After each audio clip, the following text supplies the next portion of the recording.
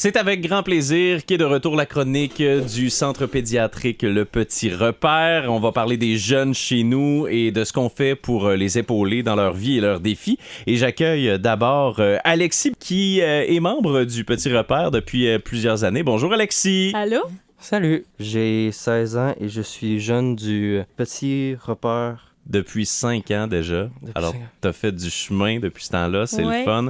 Et on accueille aussi Marie-Josée Bousquet, qui est pédiatre au centre. Bonjour Marie-Josée. Bonjour. Ça fait vraiment plaisir. Et fait à noter, toi, t'as connu Alexis depuis très très jeune. Oui, j'étais là à son accouchement. Wow! Alors, il a vraiment fait du chemin, là. C'est cool. Là, c'est beau de voir ce qu'il devient. Ouais. Et là, vous avez un nouveau projet qui s'appelle Grandir en santé avec les jeunes pour les jeunes. Est-ce que tu peux nous en parler de ce projet-là? Oui, ce projet-là, il est vraiment né de ce que j'ai observé dans mon travail.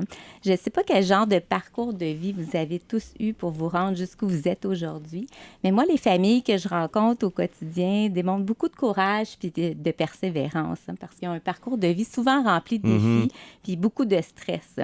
Puis on sait que le stress, quand il est chronique, à long terme, il peut affecter le développement des enfants, tout leur parcours de vie, là. Fait que c'est dans le but vraiment de donner une chance égale à ces jeunes-là puis d'améliorer leur santé là, que le projet est né. Et c'est ça, c'est comment ce projet-là de Grandir en santé avec les jeunes est né? Il est vraiment né d'une initiative personnelle. Là. OK. Vraiment, c'est ça. Toute l'équipe s'est mobilisée pour vraiment faire une différence pour les jeunes. Puis c'est quoi qui est innovant dans ce projet-là?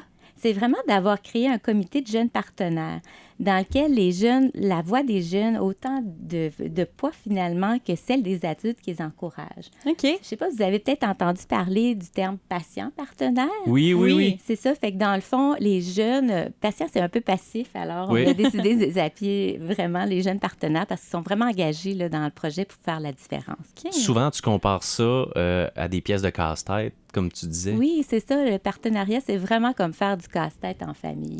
Si on voit juste une seule pièce, on n'a pas d'idée de l'image à la fin, mais si on met toutes les pièces ensemble, on a vraiment un portrait réel. C'est vraiment comme ça qu'on devrait travailler maintenant en santé pour aborder les différents problèmes, vraiment en équipe.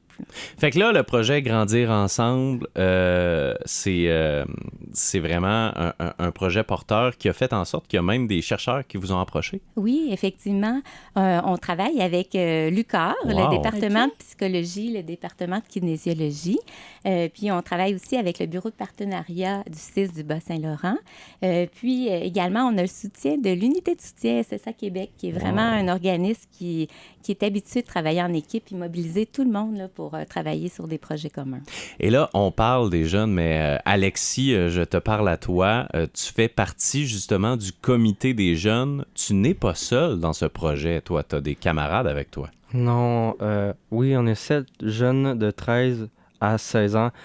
On a moi, Kayla, Stéphanie, Mason, Nelly, Marc-Antoine et Liliane. Wow.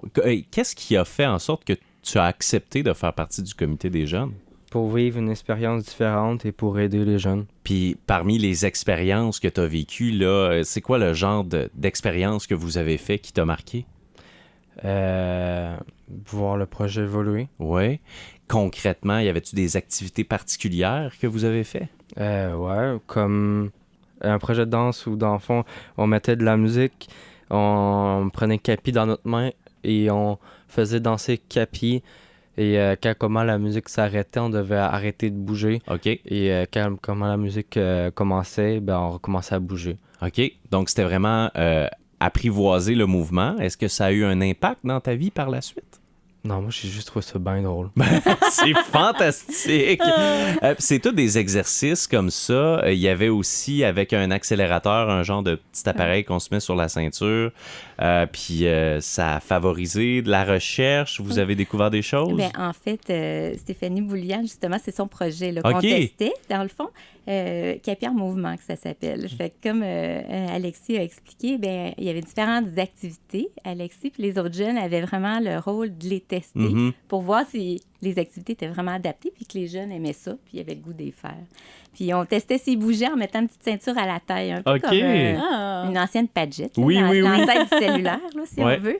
Puis avec ça, on a été capable de faire la recherche, là, voir si le programme avait un impact avant puis après. Puis ils nous ont dit que c'était correct là, qu'on mette ça dans le projet. On pouvait porter ça à la taille.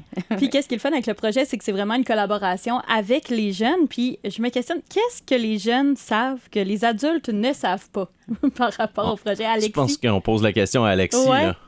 Là. Le langage des ados. Ouais. Et, Oh oui. et des fois, on vient de familles d'accueil ou d'un autre pays. Mhm. Et dans ces pays-là ou dans la famille d'accueil, on vit des choses différentes que d'autres jeunes vivraient pas. Mhm. Fait que, ben, c'est vrai ce que tu dis, puis ça nous a beaucoup touchés parce que, dans le fond, les médecins, on a un savoir qui est scientifique, mais les jeunes ont leur expérience de vie qui Ben change oui. vraiment tout. C'est ça. Alexis, qu'est-ce que les adultes devraient faire un peu plus pour aider les jeunes? Jouer plus dehors, amener amener les enfants dehors Oui. et forcer les enfants à manger des fruits et des légumes. Ah, c'est pas parce que j'essaye pas, Alexis. Mais effectivement, c'est des bons conseils de s'adresser aux jeunes. Puis, qu'est-ce que ce projet-là a apporté à votre équipe en terminant, Marie-Josée? Oui. C'est vraiment une expérience qui est riche, là. Nous, on ne travaillerait pas autrement à l'avenir. Tu sais, les jeunes savent beaucoup de choses sur la vie, puis Oui. sont curieux, ils sont authentiques. Puis au fil du projet, on les a vus prendre confiance aussi en eux, en les adultes qui les accompagnent, Ouais. puis aussi dans notre réseau de la santé. Fait que je pense qu'il faut qu'ils comprennent que, puis tout le monde, qu'on comprenne que même si on a vécu des défis, vraiment, tout ça peut nous servir à aider les autres aussi. Ouais. Oh wow. Alexis, merci beaucoup de t'être prêté au jeu de la radio. J'espère que tu as apprécié ça. Marie-Josée, merci d'avoir été avec nous. Merci pour ton travail. Ça fait une différence dans la vie des jeunes, j'en suis convaincu. Merci beaucoup. Merci. Le Centre pédiatrique Le Petit Repère, on va se retrouver dans un mois à peu près.